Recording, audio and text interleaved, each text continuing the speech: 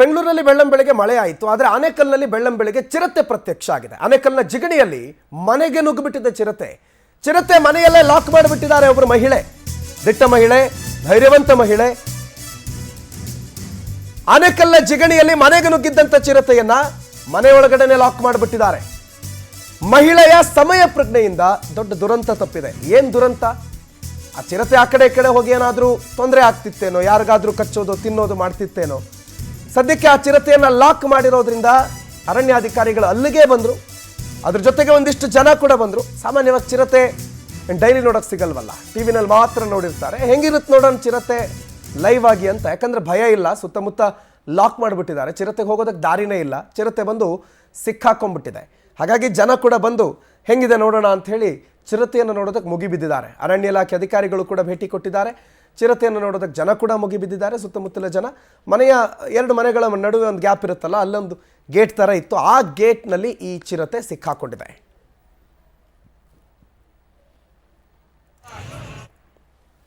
ಆದರೆ ಇತ್ತೀಚೆಗೆ ನಗರ ಪ್ರದೇಶದಲ್ಲಿ ಚಿರತೆಗಳ ಎಂಟ್ರಿ ಜಾಸ್ತಿ ಆಗ್ತದೆ. ನೋಡಿ, ಬೆಳ್ಳಂಬೆಳಿಗ್ಗೆ ಈ ರಾತ್ರಿ ಹೊತ್ತು ಚಿರತೆಗಳ ಓಡಾಟ, ರಾತ್ರಿ ಹೊತ್ತು ಆಹಾರವನ್ನು ಅರಸ್ಕೊಂಡು ನಾಡಿಗೆ ಬರೋದು ಎಲ್ಲ ಸಾಮಾನ್ಯ. ಆದರೆ ಚಿರತೆ ಜನವಸತಿ ಪ್ರದೇಶಕ್ಕೆ ಬೆಳ್ಳಂಬೆಳಿಗ್ಗೆ ಬಂದಿದೆ ಅಂತಂದರೆ ಕಾಡು ಪ್ರಾಣಿಗಳಿಗೂ ಮತ್ತು ಮನುಷ್ಯನಿಗಿರುವಂಥ ಸಂಘರ್ಷ ಎಷ್ಟು ಮಟ್ಟಿಗೆ ತಲುಪಿರಬಹುದು ಅಂತ ಯೋಚನೆ ಮಾಡಿ. ಇಷ್ಟು ಜನ ನಿಬಿಡ ಪ್ರದೇಶದಲ್ಲಿ ಒಂದು ಚಿರತೆ ಓಡಾಡುತ್ತೆ ಜಿಗಣಿಯಲ್ಲಿ ಅಂತಂದರೆ ನಾವು ಏನು ಮಾಡಿದ್ದೀವಿ ಪರಿಸರ ಅಂತ ಒಂದು ಪ್ರಶ್ನೆ ಸಹಜವಾಗಿ ಮೂಡಲೇಬೇಕು. ನೋಡಿ, ಇದೇ ಮನೆಯಲ್ಲಿ ಈಗ ಚಿರತೆ ಲಾಕ್ ಆಗಿರೋದು. ಅರಣ್ಯಾಧಿಕಾರಿಗಳು ಕೂಡ ಇಲ್ಲಿಗೆ ಬಂದು ಚಿರತೆಯನ್ನು ಸೆರೆ ಹಿಡಿಯುವ ಕಾರ್ಯಾಚರಣೆ ನಡೆಸ್ತಾರೆ. ಸದ್ಯ ಬಂದಿದ್ದಾರೆ, ಜನ ಕೂಡ ಬಂದಿದ್ದಾರೆ ಚಿರತೆ ನೋಡೋದಕ್ಕೆ ಅಂತ.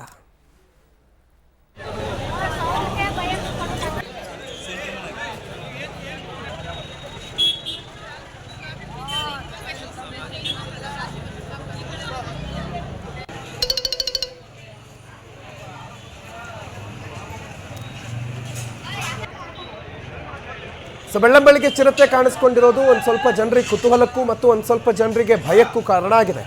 ಇವತ್ತೇನೋ ಇಲ್ಲಿ ಲಾಕ್ ಆಗಿದೆ, ನಾಳೆ ಮತ್ತೊಂದು ಚಿರತೆ ಬಂದು ನಮಗೆ ಗೊತ್ತೇ ಇಲ್ಲದೆ ನಾವು ಓಡಾಡಿದ್ರೆ ಹೆಂಗೆ ಕತೆ ಅಂತ ಜನ ಭಯಭೀತರಾಗಿದ್ದಾರೆ. ಮುಂದೇನು ಅನ್ನುವಂಥ ಒಂದು ಸಹಜವಾದಂಥ ಪ್ರಶ್ನೆ ಜನರಲ್ಲಿ ಮೂಡುತ್ತೆ. ಯಾಕಂದರೆ ಬೆಳ್ಳಂಬೆಳಿಗ್ಗೆನೇ ಚಿರತೆ ನುಗ್ಗಿದೆ, ಏನಾದರೂ ಅನಾಹುತ ಆಗಿಬಿಟ್ಟಿದ್ದರೆ ಅಥವಾ ಅನಾಹುತ ಆಗುವ ಸಾಧ್ಯತೆಗಳು ಮುಂದೆ ಇಲ್ಲವೇ ಇಲ್ಲ ಅಂತ ಹೇಗೆ ಹೇಳೋದು ಅಂತ ಜನ ಸ್ವಲ್ಪ ಭಯ ಕೂಡ ವ್ಯಕ್ತಪಡಿಸ್ತಿದ್ದಾರೆ. ಭಯಕ್ಕಿಂತ ಜಾಸ್ತಿ ಚಿರತೆ ನೋಡೋದಕ್ಕೆ ಒಂದು ಕುತೂಹಲ ಜಾಸ್ತಿ ಇದೆ. ಚಿರತೆ ನೋಡೋದಕ್ಕೆ ಅಂತ ಹೇಳಿ ಜನ ಜಮಾಯಿಸಿದ್ದಾರೆ, ದೃಶ್ಯಗಳನ್ನು ಗಮನಿಸ್ತಾ ಇದ್ದಾರೆ. ಬಟ್ ಆ ಮಹಿಳೆ ಒಬ್ಬರೇನೋ ಲಾಕ್ ಮಾಡ್ತಾರಲ್ಲ ಚಿರತೆ ಬಂತು ಅಂತ ಹೇಳಿ, ಅವ್ರಿಗೊಂದು ಸಲ್ಯೂಟ್. ಸಾಮಾನ್ಯವಾಗಿ ಜಿರಳೆ ನೋಡಿದ್ರೇ ಓಡ್ ಹೋಗ್ತಾರೆ ಕೆಲವರಲ್ಲ, ಅಂಥದ್ರಲ್ಲಿ ಚಿರತೆ ನೋಡಿದ್ರು ಅದನ್ನು ಲಾಕ್ ಮಾಡಿ ಅದನ್ನು ಹೊರಗಡೆ ಬರೋದು, ಲಾಕ್ ಮಾಡಿ ಹೊರಗಡೆ ಬರೋಕೆ ಒಂದು ಧೈರ್ಯ ಬೇಕಲ್ಲ. ಆ ಧೈರ್ಯಕ್ಕೊಂದು ವಿಶೇಷವಾದಂಥ ನಮಸ್ಕಾರ ಹೇಳಬೇಕು.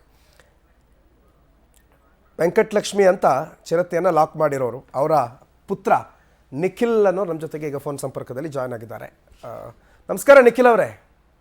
ನಮಸ್ಕಾರ ಸರ್. ನಾನು ಎಲ್ಲಿತ್ತು ಏನಾಯಿತು ಅಂತೆಲ್ಲ ಕೇಳಲ್ಲ, ಬಟ್ ನಿಮ್ಮ ತಾಯಿಗೊಂದು ಸಲ್ಯೂಟು. ಅವ್ರೇನು ಭಯ ಪಡಲ್ವಾ ಜಾಸ್ತಿ? ಏನು ಲಾಕ್ ಮಾಡಿಬಿಟ್ರಂತೆ ಅಂತ ಏನಿಲ್ಲ, ಅವರು ಗಾಬಡಿನ ಅವರು ಬಾಕ್ಲ ಹಾಕಿರೋದು. ಜೊತೆ ಬಂದ್ರೆ ಯಾರಿಗೆ ಭಯ ಆಗಲ್ಲ ಹೇಳಿ. ಓಕೆ, ಅಲ್ಲ, ಬಟ್ ಸ್ಟಿಲ್ ಎಲ್ಲ ಓಡೋಗ್ಬಿಡ್ತಾರೆ. ಆದರೆ ನಿಮ್ಮ ತಾಯಿ ಸಮಯ ಪ್ರಜ್ಞೆ ಮೆರೆದಿದ್ದಾರೆ. ಬಾಗ್ಲು ಹಾಕಬೇಕು ಅನ್ನೋದನ್ನ ಯೋಚನೆ ಮಾಡಿ ಬಾಗ್ಲು ಹಾಕಿದ್ದಾರೆ. ಸೊ ದಟ್ ಸುಮಾರು ಜನ ಇವತ್ತು ನಿಮ್ಮ ಏರಿಯಾದವರು ನಿಮ್ಮ ತಾಯಿನ ಹೊಗಳ್ತಾ ಇಲ್ವಾ, ನೀವು ಬಾಗ್ಲು ಹಾಕಿದ್ದಕ್ಕೆ ಉಳ್ಕೊಂಡ್ರಿ ನಾವು ಅಂತ? ಇಲ್ಲ, ಎಲ್ಲರೂ ಅದೇ ಇದು ಮಾಡ್ತಾ ಇರೋದು. ಯಾವಾಗ ಬಂತು ನಿಖಿಲ್ ಅವ್ರ ಚಿರತೆ? ಸಾಮಾನ್ಯವಾಗಿ ಬರ್ತಾ ಇರತ್ತ ನಿಮ್ಮ ಏರಿಯಾ ಕಡೆ? ಇಲ್ಲ ಸರ್, ಇದು ನಮ್ಗೆ ಬನನಘಟ್ಟ ಹತ್ರ ಇದೆ ಅಲ್ಲ, ಫುಲ್ ಪಾರ್ಕ್ ಇದೆ ತುಂಬಾ. ಓಕೆ, ಸುಮಾರು ಚಿರತೆ ಒಂದಲ್ಲ, ಸುಮಾರು ಅವಾಗ ಕರಡಿ ಚಿರತೆ ಇದು 4-5 ಸರಿ ಬಂದಿದೆ ಕುಂಟ್ರೆ ಲೇಔಟ್ ಒಳಗಡೆ. ಎಷ್ಟು ಮನೆಗಳು, ಎಷ್ಟು ಕುಟುಂಬಗಳ ಅಂಗಡಿ, ವಿಡಿಯೋಗಳು ನೋಡಿದಾಗ ಸಿಕ್ಕಾಪಟ್ಟೆ ಜನ ಇರ್ತಾರೆ, ಜನ ಓಡಾಡೋ ಜಾಗ ಅಂತ ಅನ್ಸುತ್ತೆ. ಅರಣ್ಯಾಧಿಕಾರಿಗಳಿಗೆ ಈ ಬಗ್ಗೆ ಏನು ತಲೆ ಕೆಡಿಸ್ಕೊಳ್ಳಲ್ವಾ? ಇಲ್ಲಿ ಚಿರತೆ ಬರುತ್ತೆ, ಆಲ್ರೆಡಿ ಅವರು ಬಂದಿದ್ದಾರೆ, ಅರಣ್ಯಾಧಿಕಾರಿ ಎಲ್ಲ ಬಂದಿದ್ದಾರೆ.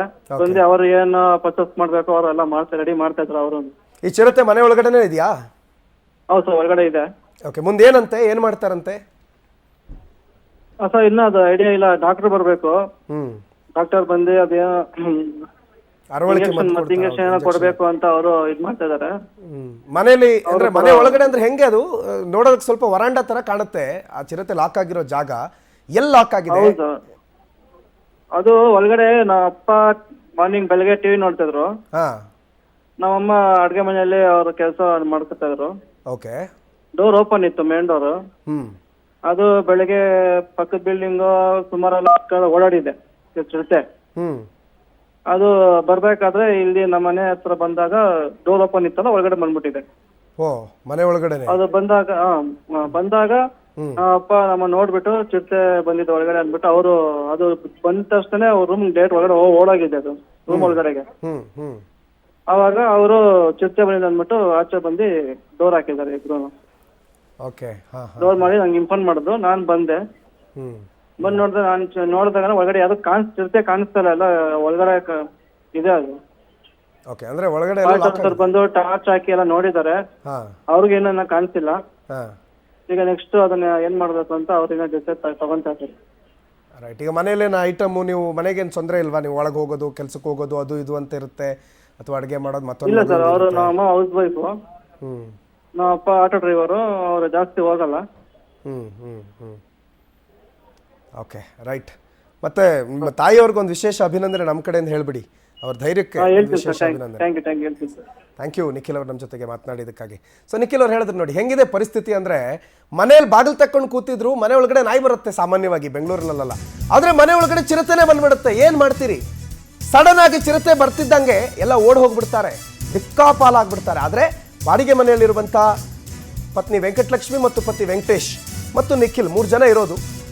8 ಗಂಟೆಗೆ ಚಿರತೆ ನುಗ್ಗುತ್ತಾ ಇದ್ದಂಗೆ ಪತಿ ಮತ್ತು ಪತ್ನಿ ಮನೆ ಒಳಗಡೆನೆ ಚಿರತೆನ ಲಾಕ್ ಮಾಡಿ ಹೊರಗಡೆ ಓಡ್ ಬಂದಿದ್ದಾರೆ. ಸಮಯ ಪ್ರಜ್ಞೆ ಮೆರೆದಿದ್ದಾರೆ. ಬಾಡಿಗೆ ಮನೇಲಿ ಇರೋದು ಇವರು, ಸ್ವಂತ ಮನೆ ಅಲ್ಲ, ಬಾಡಿಗೆ ಮನೇಲಿ ಇರೋದು. 8 ಗಂಟೆ ಒಳಗಡೆ ಅವ್ರು ಟಿ ವಿ ನೋಡ್ಕೊಂಡು ಕೂತಿದ್ರು, ಒಳಗಡೆ ಅವ್ರ ಅಮ್ಮ ಅಡುಗೆ ಮಾಡ್ತಾ ಇದ್ರು. ಏಕಾಏಕಿ ಚಿರತೆ ಬಂದರೆ ಏನು ಮಾಡ್ತೀರಿ? ಆ ಚಿರತೆಯನ್ನು ನೋಡಿ ಭಯ ಪಡೋದು ಬಿಟ್ಟು ಅವ್ರು ಹೊರಗಡೆ ಬಂದು ಮನೆಯನ್ನು ಲಾಕ್ ಮಾಡ್ಕೊಂಡಿದ್ದಾರೆ. ರಾಘವೇಂದ್ರ ಈ ಬಗ್ಗೆ ಮಾಹಿತಿಯನ್ನು ಕೊಡ್ತಾರೆ. ರಾಘವೇಂದ್ರ, ಏನು ಕಾರ್ಯಾಚರಣೆ ಏನು ಅಂತ, ಮುಂದೇನು, ಹೇಗೆ, ಎತ್ತ, ಆ ಚಿರತೆ ಯಾವಾಗ ಅದನ್ನು ರಕ್ಷಣೆ ಮಾಡೋದು, ಮುಂದೇನು ಮಾಡ್ತಾರೆ?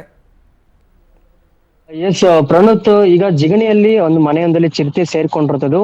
ಈಗ ಅರಣ್ಯ ಇಲಾಖೆ ಅಧಿಕಾರಿಗಳು ಈಗಾಗಲೇ ಸ್ಥಳಕ್ಕೆ ಭೇಟಿಯನ್ನು ನೀಡಿದ್ದಾರೆ. ಜೊತೆಗೆ ಅಲ್ಲಿನ ಒಂದು ಚಿರತೆಗೆ ಅರವಳಿಕೆ ಚುಚ್ಚುಮದ್ದನ್ನ ನೀಡಿ ಅದನ್ನ ಸೆರೆ ಹಿಡಿಯೋದಕ್ಕೆ ಎಲ್ಲ ರೀತಿಯ ಒಂದು ಸಿದ್ಧತೆಗಳನ್ನು ಕೂಡ ಮಾಡ್ಕೊಂಡಿರೋದು. ಬನ್ನೇರುಘಟ್ಟದಿಂದ ನುರಿತ ವೈದ್ಯರ ತಂಡ ಈಗ ಬರುತ್ತೆ. ಬಂದ ನಂತರ ಆ ಚಿರತೆಗೆ ಇಂಜೆಕ್ಷನ್ ಅನ್ನ, ಅರವಳಿಕೆಯನ್ನ ಯಾವ ರೀತಿ ನೀಡಬೇಕು ಅಂತೇಳಿ ಎಲ್ಲ ರೀತಿಯ ಒಂದು ಪ್ಲಾನ್ ಅನ್ನ ಮಾಡಿಕೊಂಡು ಅದಾದ ನಂತರ ಅದಕ್ಕೆ ಅರವಳಿಕೆಯನ್ನ ನೀಡಿ ಅದನ್ನ ಸೆರೆ ಹಿಡಿಯಲಾಗುತ್ತೆ. ಬಹಳ ಮುಖ್ಯವಾಗಿ ಈಗ ಚಿರತೆ ಮನೆ ಒಳಗಡೆ ಇದೆ. ಮನೆ ಒಳಗಡೆ ಇರೋದ್ರಿಂದ ಅದನ್ನ ಅದಕ್ಕೆ ಯಾವ ರೀತಿ ಚುಚ್ಚುಮದ್ದನ್ನ ಕೊಡ್ಬೋದು ಅನ್ನೋದು ನಿಜಕ್ಕೂ ಅರಣ್ಯ ಇಲಾಖೆ ಅಧಿಕಾರಿಗಳಿಗೆ ಅದು ಒಂದ್ ರೀತಿ ಸಾಹಸ ಅಂತಾನೆ ಹೇಳ್ಬೋದಾಗಿದೆ. ಯಾಕಂದ್ರೆ ಮನೆ ಒಳಗಡೆ ಇರೋದ್ರಿಂದ ಯಾವ ಸಂದರ್ಭದಲ್ಲಿ ಒಳಗಡೆ ಯಾರಾದ್ರೂ ಹೋದ್ರು, ಏನಾದ್ರೂ ಅನಾಹುತ ಆಗುವಂತ ಸಾಧ್ಯತೆ ಸಾಕಷ್ಟು ಇದೆ. ವೈದ್ಯರು ಕೂಡ ಒಳಗಡೆ ಹೋಗಕ್ಕೆ ಆಗದೆ ಇರುವಂತ ಒಂದು ಪರಿಸ್ಥಿತಿ. ಒಳಗಡೆ ಚಿರತೆ ಯಾವ ರೀತಿಯ ಒಂದು ಪರಿಸ್ಥಿತಿಯಲ್ಲಿ ಇದೆ ಅನ್ನೋದು ಕೂಡ ಇದು ಯಾರಿಗೂ ಕೂಡ ಇನ್ನು ತಿಳಿದು ಬರ್ತಾ ಇಲ್ಲ. ಕಿಟಕಿಗಳನ್ನ ಯಾವ್ದಾದ್ರು ಕಿಟಕಿಗಳನ್ನ ತೆಗೆದಿದ್ರೆ ಚಿರತೆಗೆ ಅರವಳಿಕೆ ಚುಚ್ಚುಮದ್ದನ್ನ ನೀಡಬಹುದು. ಒಂದ್ ವೇಳೆ ಕಿಟಕಿಗಳು ಯಾವ್ದು ಕೂಡ ಓಪನ್ ಇಲ್ಲ ಅಂದ್ರೆ ಅಲ್ಲಿ ಒಳಗಡೆ ಹೋಗ್ಲೇಬೇಕಾಗುತ್ತೆ ಸಿಬ್ಬಂದಿ. ಅಂತಹ ಸಂದರ್ಭದಲ್ಲಿ ಇದು ಒಂದ್ ರೀತಿ ಚಾಲೆಂಜ್ ಅಂತಾನೆ ಹೇಳ್ಬೋದಾಗಿದೆ. ಸದ್ಯಕ್ಕಂತೂ ಅರಣ್ಯ ಇಲಾಖೆ ಅಧಿಕಾರಿಗಳು ವೈದ್ಯರಿಗಾಗಿ ಈಗ ಸದ್ಯಕ್ಕೆ ಕಾಯ್ತಾ ಇರುವಂತದ್ದು. ವೈದ್ಯರು ಬಂದ ತಕ್ಷಣ ಅದರದೇ ಒಂದು ಪ್ಲಾನ್ ಅನ್ನ ಮಾಡಿಕೊಂಡು ಇವತ್ತು ಚಿರತೆಯನ್ನ ಸೆರೆ ಹಿಡಿಯಬೇಕು ಅಂತೇಳಿ ಎಲ್ಲರೂ ಕೂಡ ಸಿದ್ಧತೆಯನ್ನ ಮಾಡ್ಕೊಂಡಿರ್ತಾರೆ. Pranav, okay, thank you Raghavendra ಮಾಹಿತಿಗೆ.